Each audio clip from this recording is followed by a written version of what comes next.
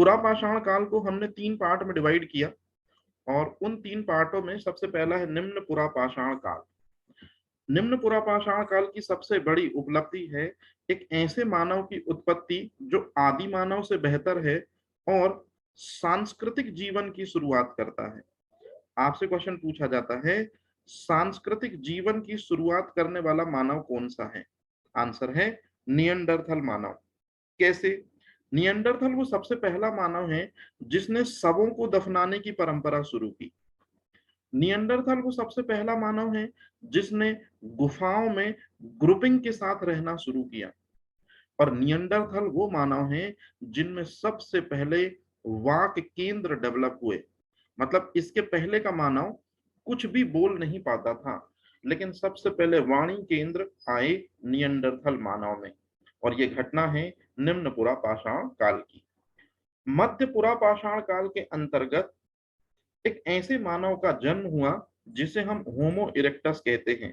होमो erectus का मतलब है अपने दोनों पैरों पर सीधा खड़ा होकर चलने वाला मानव। तो अपने दोनों पैरों पर सीधा खड़ा होकर चलने वाला मानव होमो इरेक्टस मध्य पुरापाषाण काल से संबंधित है। जबकि आज का मानव जिसे हम होमो सेपियंस कहते हैं, ये उच्च पुरापाषाण काल से संबंधित है। तो इस तरह से हम चीजों को याद रखेंगे। ये हमसे पूछी भी जाती है कि किस काल से कौन सा मानव है।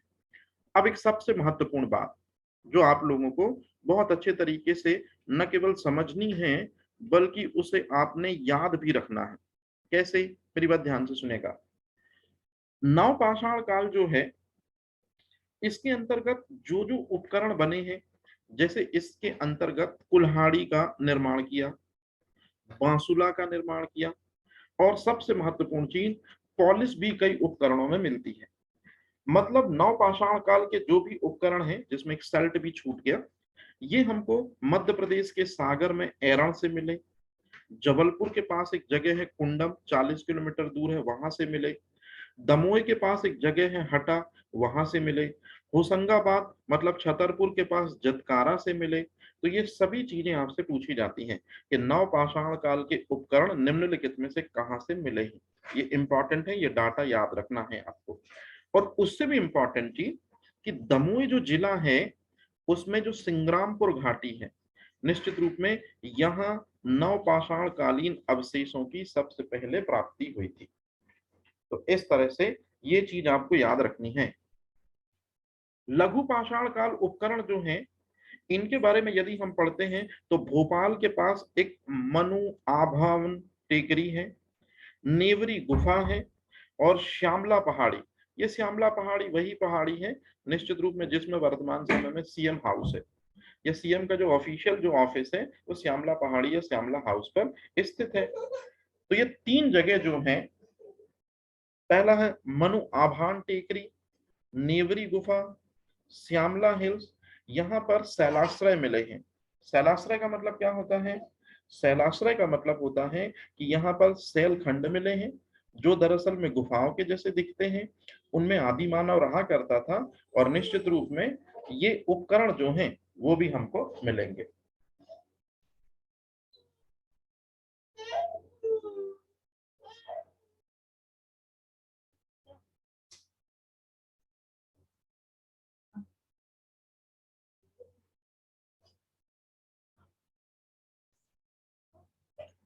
इसके बाद मानव बस्तियों के साक्ष्य, ये हर साल पूछा जाने वाला क्वेश्चन है और बहुत इंपॉर्टेंट भी है कि जबलपुर नदी है, जबलपुर के पास एक नदी है नर्मदा नदी, वहां पर एक जगह पड़ती है रमणीय स्थल है भेड़ा घाट, तिलवारा घाट और लमेटा घाट। ये तीनों जगह बताती हैं कि यहाँ से निश्चित रूप में ग्रुपिंग मिली है, इंसानों की बस्तियां मिली हैं, और इन बस्तियों से जो औजार मिले हैं वो नवपाषाण काल की ओर इशारा करते हैं। तो कहने का सीधा सा मतलब है कि जबलपुर की नर्मदा घाटी में जो जगहें हैं, ये 3 ये याद रखनी है आपको, भेड़ा घाट, तिलवारा घाट और लमेटा घाट। यहाँ नवपाषाण कालीन संस्कृति जो है वो जन्मी थी। इस तरह की बातें हमको पता चलती। तो जो आपने ये 3 पॉइंट पढ़े, ये वर्तमान समय में इन तीनों पॉइंटों से क्वेश्चन आ रहे हैं। तो प्लीज इनको अच्छे तरीके से याद करिएगा। अब चलते हैं एक ऐसे पॉइंट की तरफ जो बहुत महत्वपूर्ण है, हालांकि जिसके बारे में आपको पहले से चीजें पता है। नवपाषाण काल जो है, इसको हम दो पार्ट में डिवाइड कर देते हैं। एक है ताम्रपाषाण काल और दूसरा है महापाषाण काल। अब इनकी ज्यादा डिटेल आप हिस्ट्री में पढ़ते हैं, लेकिन हमको एमपी के कॉन्सेप्ट में पढ़ना है, तो मैं आपको दो सबसे इंपॉर्टेंट चीजें बताता हूं कि ताम्रपाषाण काल नवपाषाण काल के अंतर्गत वो समय है जब सबसे पहली बार तांबे का उपयोग किया गया था। जबकि तांबे से भी मजबूत, तांबे से भी उत्कृष्ट धातु है, उसका नाम है लोहा, उसे महापाषाण काल में यूज किया गया था। तांबे का उपयोग ताम्रपाषाण काल में करने के कारण इसे ताम्रयुगीन संस्कृति कहा जाता है, जबकि लोहे का उपयोग महापाषाण काल में करने के कारण इसे लौह युगीन संस्कृति का दर्जा दिया जाता है। मतलब याद रखिएगा, ताम्रपाषाण काल और महापाषाण काल ये दोनों के दोनों नवपाषाण काल के डिवीजन है, नवपाषाण काल के विभाजन है। सबसे पहले हम पढ़ना शुरू करते हैं ताम्रपाषाण काल के बारे में। और निश्चित रूप में ताम्रपाषाण काल के बारे में जब हम पढ़ते हैं तो हमको बहुत सारे प्री और मेंस दोनों की चीजें पता चलती हैं। सबसे पहली चीज, कृषि के कारण निश्चित रूप में लोग क्या करेंगे, एक पर्टिकुलर जगह पर ठहरेंगे, पशुपालन करेंगे, तो इस तरह से ग्रुपिंग इकट्ठी होगी, और ग्रुपिंग इकट्ठी होगी तो निश्चित रूप में कृषि नदियों किनारे की जाएगी। तो नदियों किनारे यदि कृषि की जाएगी तो बहुत सारे ग्रुप जो हैं वो एकत्रित होने लगेंगे, और इस तरह से धीरे धीरे बनने लगेंगे बड़े गांव। तो बड़े गांव का निर्माण कृषि विस्तार के कारण ताम्रपाषाण काल में हमको देखने को मिलता है। ताम्रपाषाण काल में लोग पत्थरों का उपयोग कम करने लगे और बजाय धातु के रूप में तांबे, जो सबसे पहले मानव सभ्यता की खोजी गई धातु है, इसका उपयोग करने लगे। नर्मदा नदी घाटी में और चंबल घाटी में लोगों का हुजूम उमड़ने लगा। लोग ग्रुपिंग बनाकर रहने लगे, खेती करने लगे, और स्पेशली ये दो नदी घाटियां, the first one is Narmada और दूसरी चंबल, यहीं से मालवा कल्चर और मालवा संस्कृति का अभ्युदय शुरू हो गया। कैसे? नर्मदा नदी घाटी और चंबल नदी घाटी के किनारों पर जो लोग रहेंगे, निश्चित रूप में धीरे धीरे वो अपने रहने के तौर तरीके बनाएंगे, अपने रहने का कल्चर डेवलप करेंगे। तो इन दोनों नदियों की सहायता से या इन दोनों नदी घाटियों की सहायता से मालवा संस्कृति का कल्चर पला बढ़ा और आगे बढ़ा। अब जबलपुर और बालाघाट ये दो ऐसे जिले हैं जहां ताम्रपाषाण काल के नमूने मिलते हैं, या हम बोल सकते हैं कि ताम्रपाषाण काल संस्कृति जो रही है वो निश्चित रूप में इन दो जिलों में फली फूली थी। अब आता सबसे महत्वपूर्ण बात, सबसे महत्वपूर्ण चीज, जिसको आपको न केवल समझना है बल्कि इसको आपको याद भी रखनी पड़ेगी, और ये मेंस का 5 मार्कर क्वेश्चन बनेगा, लेकिन हिस्ट्री में। एमपी में तो है ही इंपॉर्टेंट, हिस्ट्री में भी। कैसे? ताम्रपाषाण काल के जो अवशेष हैं या जो भी नमूने हैं, ये मालवा में हमको इधर से प्राप्त हुए हैं, इधर से प्राप्त हुए हैं, ये तो सबसे इंपॉर्टेंट है। इसका नाम भी आपको याद रखना है। ये नाम सती प्रथा का पहला साक्ष्य और बेस नगर। मतलब कहने का ये है कि जो यहाँ जिन पॉइंट को मैंने गोलों से टिक किया है, यही है वास्तविकता में ताम्रपाषाण काल के प्रमुख प्रागैतिहासिक स्थल। मतलब ताम्रपाषाण काल किन जगहों पर बेहतर तरीके से फला फूला, और ज्यादातर ताम्रपाषाण काल में वो जगहें मालवा को डिकोड करती हुई आपको दिखेंगी। मतलब ताम्रपाषाण काल मालवा भूमि पर सबसे बेहतर तरीके से फला फूला, आप खुद देख लीजिए। कैसे? सबसे पहली एक जगह है जिसका नाम है कायथा। हालांकि वर्तमान समय में ये उज्जैन जिले में आती है और मालवा का पार्ट है। ये तीनों चीजें क्वेश्चन ही है, याद रखिएगा। कायथा के बारे में इसलिए इंपॉर्टेंस बढ़ जाती है क्योंकि कायथा सबसे पहली ताम्रपाषाण बस्ती है। मतलब ये जो बस्ती है, यहाँ पे जो अवशेष मिले हैं, भारी मात्रा में लोगों के घर से तांबे बरामद हुए हैं, या तांबे के पात्र, तांबे के औजार, तांबे के बर्तन बरामद हुए हैं। खोज करने वाला व्यक्ति वही है जिनका नाम है वीपी वाकड़कर। नागदा जो है, ये भी ताम्रपाषाण काल का एक प्रमुख स्थल है, और याद रखिएगा उज्जैन जिले से ताल्लुकात रखता है, ये मालवा के अंतर्गत आएगा, और इनकी खोज भी वीपी वाकड़कर ने की है। एरण के बारे में तो आप बहुत अच्छे से जानते हैं कि सागर जिले में एरण की दरअसल में ये स्थल है और यहाँ से तांबे की कुल्हाड़ी मिली है। नवदा टोली मोस्ट इंपॉर्टेंट, महेश्वर जिला खरगोन से संबंधित है और ये ताम्रपाषाण काल की वो जगह है जहां पर डॉक्टर सांकलिया ने खोज करी थी इसकी। और सबसे इंपॉर्टेंट चीज, ये नर्मदा नदी के किनारे पड़ने वाला स्थल है।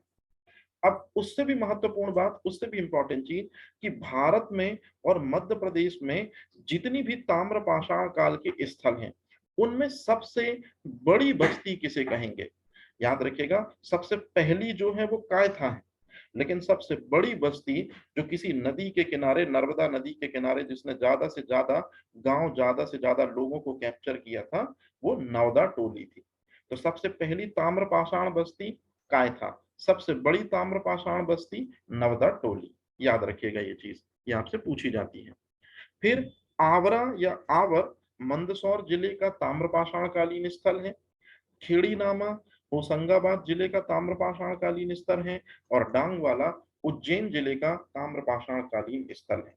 अब आपसे कभी भी क्वेश्चन पूछा जाएगा तो ताम्रपाषाण काल के प्रागैतिहासिक जो स्रोत हैं, ये प्रागैतिहासिक ये स्थल जो हैं, निश्चित रूप में इनमें उज्जैन से कौन संबंधित नहीं है? तो इन 7 में से आप देखिए, कायथा, नागदा और सबसे इंपॉर्टेंट चीज है डांग वाला, ये तीनों उज्जैन से संबंधित है। तो ये आपको याद रखने पड़ेंगे। और कभी भी कोई भी एक ऑप्शन दे देगा, खेड़ी नामा, आवरा, नवदा टोली या एरण, निश्चित रूप में ये उज्जैन से संबंधित नहीं है। तो आजकल पीटी में इस तरह का क्वेश्चन यहाँ से बनता है और ये चीज इंपॉर्टेंट है। इसको आप टेबल को अच्छे से पढ़िएगा, याद करिएगा। अब जो चीज मैंने आपको समझाई वही चीज देखिए यहाँ पर भी लिखी हुई है कि ताम्रपाषाण युग में मालवा में निश्चित रूप में ये वो जगहें हैं जहां पर ताम्रपाषाण कालीन संस्कृति, मतलब जो नवपाषाण काल के अंतर्गत आती है ना, वो बहुत अच्छे तरीके से प्रागैतिहासिक काल में फली और फूली। कायथा के बारे में स्पेशली एक क्वेश्चन पूछा जाता है कि यहाँ से मोटे, दूसरी चीज है मजबूत मृद भाण प्राप्त हुए हैं। मृद भाण का सीधा सा मतलब है मटके प्राप्त हुए हैं जिनके ऊपर भूरे लाल रंग की परत थी और वो काफी मजबूत थे। उन्हीं के ऊपर कुछ ऐसे मटके भी प्राप्त हुए हैं स्लिप्ड वेयर, मतलब चमकीले। चमकीले का मतलब निश्चित रूप में कोट वगैरह किया होगा, कलर वगैरह किया गया होगा। तो कहने का मतलब है ताम्र पाषाण कालीन संस्कृति में लोग कलर से या रंग रोगन से भी परिचित थे, ये भी बात की तरफ इशारा करता है। 1932 का साल बहुत इंपॉर्टेंट, क्योंकि कैम्ब्रिज यूनिवर्सिटी से एक दल आता है हिंदुस्तान, और हिंदुस्तान में मध्य प्रदेश, और मध्य प्रदेश में वो जबलपुर और बालाघाट इन जिलों में आके निश्चित रूप में खोज करता है। तो लगभग लगभग 424 प्रकार के तांबे के खाली उपकरण मिलते हैं और 102 चांदी के आभूषण प्राप्त होते हैं। मतलब मध्य प्रदेश में जबलपुर और बालाघाट दोनों ताम्रपाषाण काल के बहुत महत्वपूर्ण, निश्चित रूप में पुरातात्विक स्थल रहे होंगे जिनका संबंध प्रागैतिहासिक काल से है। और प्रागैतिहासिक काल में नवपाषाण काल के अंतर्गत निश्चित रूप में ताम्रपाषाण काल से इनका संबंध है। अब इसके बाद जब हम आगे की तरफ चलते हैं तो आप पाएंगे कि प्रागैतिहासिक काल जो है, मतलब मैंने आपको पहले बताया था प्रागैतिहासिक काल का मतलब है ना तो लिखाई की कोई व्यवस्था थी, ना तो कोई कलम और कागज था, और यदि कलम और कागज नहीं होगा तो कोई लेखक भी नहीं होगा। सिर्फ और सिर्फ पुराने नमूने या पुराने पुरातात्विक स्रोतों के आधार पर उस समय कैसा था या लोग कैसे थे सिर्फ बताया जा सकता है। मतलब जब लिखित साक्ष्य नहीं था, और लिखित साक्ष्य नहीं था इसलिए प्रागैतिहासिक काल को हम इतिहास से पूर्व का काल मानते हैं, ये मैंने आपको बताया था। अब एक बार जरा यहाँ पर जो सामने आपको स्क्रीन पर चीज दिख रही है, आप इसको देखेंगे तो आप पाएंगे ये आपके लिए बहुत महत्वपूर्ण क्वेश्चन है कि प्रागैतिहासिक काल को 2 पार्ट में डिवाइड किया जाता है। सबसे पहला है ताम्रपाषाण काल, और ताम्रपाषाण काल जो है ये निश्चित रूप में, और माफी चाहता हूँ, पाषाण काल और ताम्रपाषाण काल। तो पाषाण काल का में भीमबेटका संबंधित है ताम्र पाषाण काल से, और स्पेशली मध्य पाषाण काल, ये मैंने आपको बताया भी था।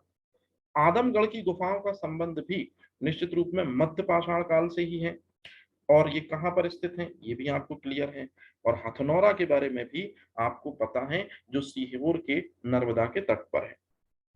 तो अब आपसे जो क्वेश्चन पूछे जाएंगे वो साफ साफ यही पूछे जाएंगे कि भीमबेटका, आदमगढ़ और हथनौरा, इनका संबंध किससे है। तो आपको कहना है कि पाषाण काल से है। अब क्वेश्चनों की भरमार यहाँ से शुरू हो जाती है कि भीमबेटका जो है, इसकी खोज किसने करी थी? श्रीधरकर विष्णुवाकरकर ने। आदमगढ़ की खोज किसने करी थी? श्री आरवी जोशी ने। और हथनौरा की खोज किसने करी थी? श्री अरुण कुमार सोनकिया ने। तो इस तरह से ये क्वेश्चन पूछे जाते हैं। अब यदि दूसरी तरफ हम चलें ताम्रपाषाण काल की ओर, तो ताम्रपाषाण काल में अभी अभी मैंने आपको बताया, कायथा सबसे पहली बस्ती, नागदा उज्जैन में ही है, डांगवाला भी उज्जैन में है, एरण सागर में है जहां से तांबे की कुल्हाड़ी मिली, सती प्रथा के साक्ष्य मिले, नवदा टोली महेश्वर में है सबसे बड़ी बस्ती, आवरा मंदसौर में है, और खेड़ी नामा नरसिंहपुर जिले में है। तो कहने का मतलब ये 7 वो जगह हैं जो बहुत महत्वपूर्ण है, जो ताम्रपाषाण काल से संबंधित है। अब सबसे पहले शुरुआत करते हैं भीम बैठका की। मेंस में भी 3 मार्कर में पूछा जाएगा, और निश्चित रूप में इनके बारे में पीटी में वन लाइनर फैक्ट पूछे जाते हैं। तो सबसे पहला क्वेश्चन ये पूछा जाता है कि ये भीम बैठका की जो गुफाएं हैं, निश्चित रूप में यदि आप ये चित्र में देख रहे हैं, तो ये गुफा के अंदर के बनाए गए चित्र हैं आदि मानव के द्वारा। ये कहाँ पर है? रायसेन के अब्दुल्लागंज में है। अच्छा, अब सबसे महत्वपूर्ण चीज है कि विश्व की सर्वाधिक आदिम गुफाओं का समूह मिलता है। मतलब यदि हम भीम बैठका में कभी जाएं, तो भीम बैठका में हमको लगभग 400 छोटी छोटी गुफाएं मिलेंगी, जिनके अंदर चित्र उकेरे गए हैं। और यदि चित्र उकेरे गए हैं तो 100% यहाँ आदि मानव रहा करता था। इसी वजह से एक व्यक्ति है जिसका नाम है श्रीधर विष्णुधर वाकड़कर। ये आप जिस व्यक्ति का स्क्रीन में चित्र देख रहे हैं, ये श्रीधर विष्णुधर वाकड़कर ने जब इनकी खोज करी थी, तब इन्हें एक नाम दिया था कि जब 400 दरअसल में गुफाओं की यहाँ समूह है, मतलब यही आदि मानव का शुरुआत में घर हुआ करता था।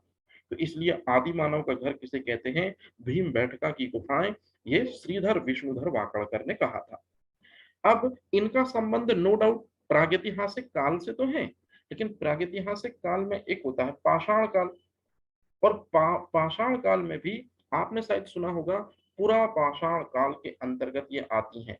तो मैंने आपको शुरू में बताया था कि कुछ इतिहासकार कहते हैं कि ये पुरा पाषाण काल, लेकिन असल मायने में भीम बैठका की गुफाओं का संबंध पुरा पाषाण काल से नहीं, बल्कि असल मायने में मध्य पाषाण काल से। तो मध्य पाषाण काल में ये भीम बैठका की गुफाएं आदि मानव के रहने का स्थल थी, इसलिए इनको हम आवासीय पुरा स्थल कहते हैं। 2003 में यूनेस्को ने इनको विश्व विरासत की सूची में शामिल किया था। तो इसलिए ये क्वेश्चन सबसे महत्वपूर्ण भी हो जाता है। अच्छा, यूनेस्को उन चीजों को अपनी विरासत श्रेणी में शामिल करता है जो आने वाले भविष्य में आने वाली जनरेशन को इनके महत्व, इनके इंपॉर्टेंस के बारे में सदा याद दिलाते रहेंगे। तो यदि कोई स्थल निश्चित रूप में महत्वपूर्ण है, आने वाली फ्यूचर की जनरेशन को उसके बारे में बताया जाना चाहिए, तत्काल यूनेस्को उसको विश्व विरासत स्थल या विश्व विरासत सूची के रूप में स्वीकार कर लेता है। अब बात करते हैं हम अरुण सोनकिया जी की। तो मैंने आपको एक चीज और बताई थी कि पाषाण काल के अंतर्गत ही डॉक्टर अरुण सोनकिया ने सीहोर जिले के हथनौरा में एक ऐसी खोपड़ी खोज निकाली थी, जिस खोपड़ी का संबंध मध्य प्रदेश और भारत में सबसे पुरानी खोपड़ियों में से था। और इस आधार पर कि ये खोपड़ी हिंदुस्तान की सबसे पुरानी खोपड़ी है, निश्चित रूप में और भी बहुत से लोग नर्मदा नदी घाटी के तट पर रहे होंगे। यहीं पर कहीं ना कहीं ह्यूमन सिविलाइजेशन भी पनपी होगी। तो कहने का मतलब है, अरुण सोनकिया जी के द्वारा बोला गया ये स्टेटमेंट बाद में इंटरनेशनल लेवल पर चर्चा का विषय बन जाता है कि हो सकता है मानव सभ्यता का ओरिजिन मिस्र में भी हुआ हो, और भारत में निश्चित रूप में सीहोर जिले के हथनौरा ग्राम के पास में भी इसके साक्ष्य मिल रहे हैं। मतलब इन जगहों को भी बहुत अच्छे तरीके से खोज के दायरे में लेना पड़ेगा, क्योंकि यहाँ से बहुत सारे अनसुलझे रहस्यों का पता चल सकता है। तो ये है सबसे इंपॉर्टेंट चीज। मतलब ये दोनों के दोनों चीजें, चाहे भीमबेटका हो और चाहे मैं बात करूं हथनौरा ग्राम की, ये दोनों पाषाण काल से संबंधित है। अब बात करते हैं एक ऐसे समय की जिसको हम ऐतिहासिक काल के अंतर्गत काउंट करते हैं। और ऐतिहासिक काल का मतलब है कि जिस समय का संबंध लौह युग से होता है। और लौह युग का मतलब होता है कि जब मध्य प्रदेश में जो ये पर्टिकुलर जगह आपको दिख रही है, जैसे भिंड हो गया, ग्वालियर हो गया, मुरैना हो गया, यहाँ पर लोग तांबे का प्रयोग करने के बजाय लोहे का प्रयोग करते थे। और लोहे का मतलब क्या होता है, ध्यान से समझिएगा कि इस समय पर इस तरह के मटके पाए गए हैं जिन मटकों में तांबे की बजाय लोहे का उपयोग जो है, निश्चित रूप में ये हमको ऐतिहासिक काल की ओर बतलाता है। अब ध्यान से समझिएगा, ये ऐतिहासिक काल आपको भी पता है, वर्तमान समय में इतिहास का जो युग चल रहा है उसे हम ऐतिहासिक काल कहते हैं।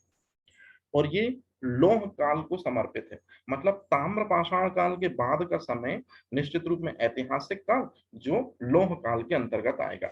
अब देखिए, इसमें आप हिस्ट्री में बहुत अच्छे तरीके से पढ़ते हैं। हिस्ट्री में आप क्या पढ़ते हैं कि ऐतिहासिक काल के अंतर्गत लौह काल जो है इसको महापाषाण काल भी कहते हैं। और लोग ने बहुत अधिक मात्रा में हथियार बनाने शुरू किए, बर्तन बनाने शुरू किए इसी काल के जरिए। अब एक सबसे कमाल की बात, वैदिक काल की शुरुआत होती है। तो पहले मैं आपको एक सिंपल सी चीज बता दूं, प्रागैतिहासिक काल के 3 पार्ट थे। सबसे पहला था पाषाण काल, दूसरा था आद्य ऐतिहासिक काल, और तीसरा था निश्चित रूप में जो वर्तमान समय चल रहा है उसे हम कहेंगे या आधुनिक इतिहास के समय को। तो जब हम बात करते हैं दूसरे समय की, प्रागैतिहासिक काल का दूसरा पोर्शन है आद्य ऐतिहासिक काल। तो आद्य ऐतिहासिक काल में निश्चित रूप में लिखाई की व्यवस्था तो थी, लेखकों ने लिखा भी है, लेकिन उस लिपि को पढ़ने में हम सक्षम नहीं। इस तरह की चीजें प्रागैतिहासिक काल के आद्य ऐतिहासिक काल में आती हैं। तो जैसे आद्य ऐतिहासिक काल में सिंधु घाटी सभ्यता आती है, आद्य ऐतिहासिक काल में वैदिक काल आता है। तो सिंधु घाटी सभ्यता जो है उससे संबंधित जो बातें हैं वो मध्य प्रदेश के लिए नहीं है, मतलब सिंधु घाटी सभ्यता का विस्तार मध्य प्रदेश तक नहीं था और ना ही इस तरह की कोई बातें हमको मिलती। परंतु हाँ, वैदिक सभ्यता या वैदिक काल का संबंध मध्य प्रदेश से है। मतलब मध्य प्रदेश से आद्य ऐतिहासिक काल जो है वो किस तरह से जुड़ा है, आइए अब देखते हैं। और यहां से क्वेश्चनों की भरमार शुरू हो जाती है। तो जिस एक एक चीज को मैं बताऊंगा प्लीज उसको अच्छे तरीके से समझिएगा। शुरुआत करते हैं सबसे पहले वैदिक काल की। तो वैदिक काल को आप लोग हिस्ट्री में कुछ इस तरह से पढ़ते हैं। कैसे पढ़ते हैं कि वैदिक काल will be divided into 2 phases. The first one is ऋग्वैदिक काल और दूसरा है उत्तर वैदिक काल। ऋग्वैदिक काल जो है इसके बारे में निश्चित रूप में लिखित साक्ष्य हमको मिलते हैं, परंतु उन लिपियों को, उन भाषाओं को समझना इंसान के लिए काफी मुश्किल है। मतलब हमने बहुत ज्यादा अनुसंधान, बहुत ज्यादा रिसर्चेस करके, बहुत मेहनत करके बड़े ही सीमित ज्ञान को प्राप्त कर पाए हैं, क्योंकि भाषा काफी क्लिष्ट है, हमारी समझ से परे है। फिर भी हमने थोड़ी बहुत समझ लगाकर जो चीजें समझी हैं, अब आप उनको देख लीजिए। तो वैदिक काल में सबसे पहले आता है ऋग्वैदिक काल, जिसके अंतर्गत हमको एक ऋषि सुनने को मिलते हैं, महर्षि अत्रि, महर्षि पाराशर, महर्षि भारद्वाज, महर्षि भार्गव। इन लोगों के भारत आगमन और मध्य प्रदेश में इन लोगों के वजूद की पुष्टि हमको सबसे पहले मिलती है। तो निश्चित रूप में इन ऋषियों के बारे में जानकारी यदि हमको मिल रही है, निश्चित रूप में ये बात है वैदिक काल की। अच्छा, अब महर्षि अत्रि और सती अनुसुईया, इनका नाम भला कौन भूल सकता है, क्योंकि इन्हीं के पुत्र हैं भगवान दत्तात्रेय और ऋषि दुर्वासा। ये वही ऋषि दुर्वासा हैं जिनका श्राप कोई भी लेना नहीं चाहता है। ऋषि दुर्वासा जब भी अपने संतों के साथ ग्रुप बनाकर निकलते तो जिसके भी दरबार में या जिसके भी राज्य में ठहरते, राजा आगे बढ़ के उनका क्या करता, भाव स्वागत करता। क्यों? क्योंकि ये काफी क्रुद्ध ऋषियों में से एक माने जाते हैं। सती अनुसुईया के बारे में तो कहा जाता है कि इन्होंने अपने तपोबल के बल पर ब्रह्मा, विष्णु और महेश को बाल रूप में आने के लिए विवश कर दिया था, और इसके साक्ष्य हमको चित्रकूट में देखने को भी मिलते हैं। महर्षि भारद्वाज और घृताची अप्सरा, इन दोनों के योग से उत्पन्न हुए हैं द्रोणाचार्य। तो द्रोणाचार्य जो हैं, निश्चित रूप में इन्होंने पांडवों के लिए क्या किया है, आपको भी पता है, उनको शक्तिशाली बनाने में महत्वपूर्ण भूमिका निभाई है। इसी तरह से महर्षि पाराशर जो हैं और मत्स्यगंधा जो हैं, इन दोनों के संयोग से या इन दोनों की हेल्प से दो पुत्रों ने जन्म लिया, जिनमें से पहले हैं वेदव्यास। वेदव्यास जो हैं ये महाभारत के लेखक, और दूसरे हैं महर्षि जैमिनी, ये पूर्व मीमांसा।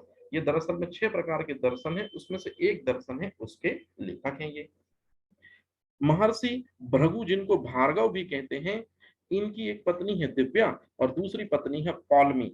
इनके बारे में हमको इंफॉर्मेशन मिलती है। तो कहने का सीधा सा मतलब है कि वैदिक काल में सबसे पहला ऋग्वैदिक काल, इसके बारे में हमको इंफॉर्मेशन इतनी ही मिलती है। हालांकि इसमें और भी बहुत सी चीजें हैं, लेकिन हमारे एग्जाम में जो पूछी जाती हैं वो मैंने साफ साफ लिख दिया। आपसे क्वेश्चन आएगा, महाभारत के लेखक कौन है ना, सती अनुसुईया कौन है, उनके पति का नाम क्या है, महर्षि भृगु का संबंध किस काल से है, तो प्लीज आप लोग याद रखिएगा। अब चलते हैं सबसे महत्वपूर्ण बात की ओर। वैदिक काल में के बाद जो आता है, जिसको हम कहते हैं उत्तर वैदिक काल। और उत्तर वैदिक काल वो टाइम है जब हिंदुस्तान में आर्यों का आगमन हुआ, और जैसे ही आर्य हिंदुस्तान की तरफ बढ़े, निश्चित रूप में मध्य प्रदेश में भी इनके आने के कुछ साक्ष्य हमको मिलने शुरू हो जाते हैं। क्यों? क्योंकि विंध्याचल पर्वत, ये विंध्याचल वही पर्वत है निश्चित रूप में जहां मैहर वगैरह की हम बात करेंगे। तो विंध्याचल पर्वत जहां शक्तिपीठ है, माता शारदा का मंदिर है, उसी के दक्षिण में आर्यों के रहने के हमको प्रमाण मिलते हैं। फिर यहीं पर रहकर, विंध्याचल पर्वत पर रहकर, निश्चित रूप में कुछ आर्य जो हैं पंजाब की ओर निकल जाते हैं और वहां बसने के लिए चले जाते हैं। ऐसे प्रमाण भी हमको मिलते हैं। और सबसे महत्वपूर्ण बात जो उत्तर वैदिक काल में सबसे ज्यादा पूछी जाती है, ऐतरेय ब्राह्मण ग्रंथ हमको ये बतलाता है कि जो विंध्याचल है, याद रखिएगा, विंध्याचल मतलब धार से शुरुआत होती है, सतना, रीवा, मैहर तक इसकी पहाड़ियां फैली हुई हैं।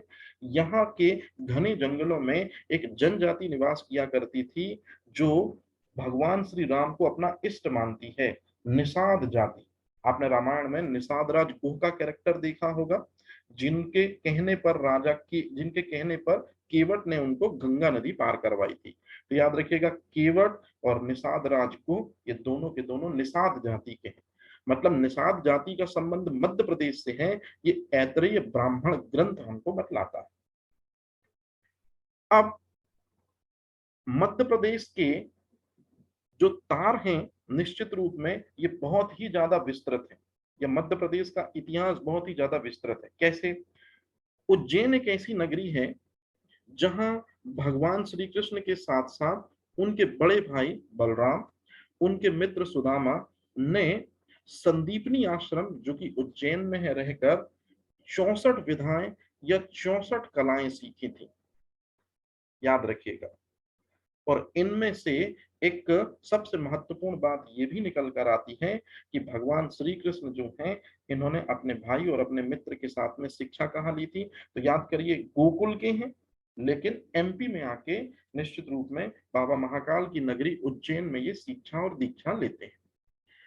इसके बाद ये है सती अनुसुईया। सती अनुसुईया ने अपने प्रताप के बल पर ब्रह्मा और विष्णु और महेश, इन तीनों को बाल रूप में लाने पर विवश कर दिया था।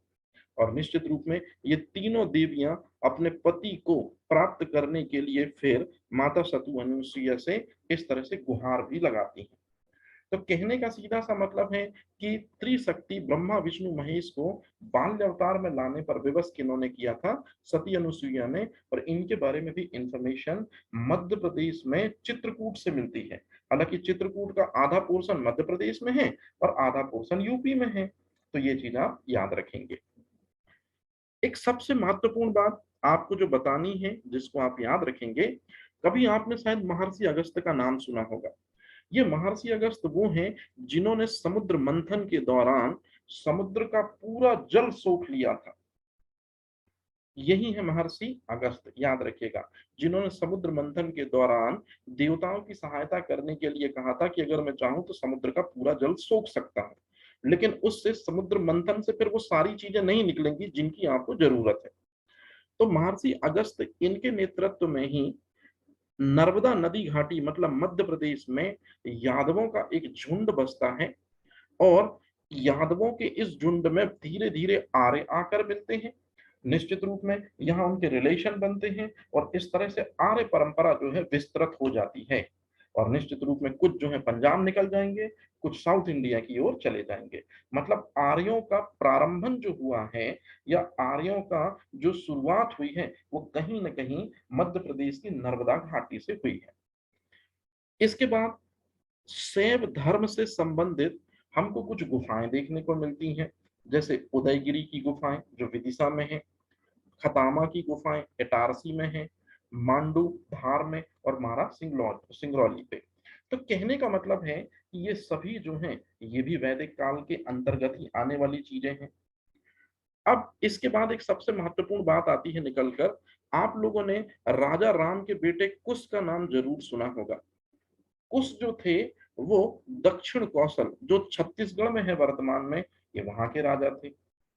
शत्रुघ्न के पुत्र का नाम था शत्रुघाती। इन्होंने विदिशा में शासन किया था, और विदिशा को दशाण के नाम से भी जाना जाता है। ये पीटी का इंपॉर्टेंट क्वेश्चन है। तो आपसे कभी भी क्वेश्चन पूछा जाता है कि विदिशा का प्रारंभिक नाम क्या था, तो आंसर है दशार्ण। अच्छा, अब सबसे इंपॉर्टेंट चीज ये निकल कर आती है कि वैदिक काल में आप लोग देखते होंगे एक दंडकारण्य क्षेत्र के बारे में आपने जरूर सुना होगा। वर्तमान समय में दंडकारण्य रायपुर मतलब छत्तीसगढ़ से नीचे, ये एक ऐसा जंगल है, ये एक ऐसा क्षेत्र है दंडकारण्य, जो मध्य प्रदेश में, जो छत्तीसगढ़ में, जो महाराष्ट्र में, और जिसका कुछ पोर्शन आंध्र प्रदेश में भी जुड़ा है। तो याद रखिएगा, मध्य प्रदेश से भी दंडकारण्य जुड़ा हुआ है। ये देखिए छोटा सा ये वाला पोर्शन, ये वाला पोर्शन, ये जुड़ा हुआ है यहाँ से।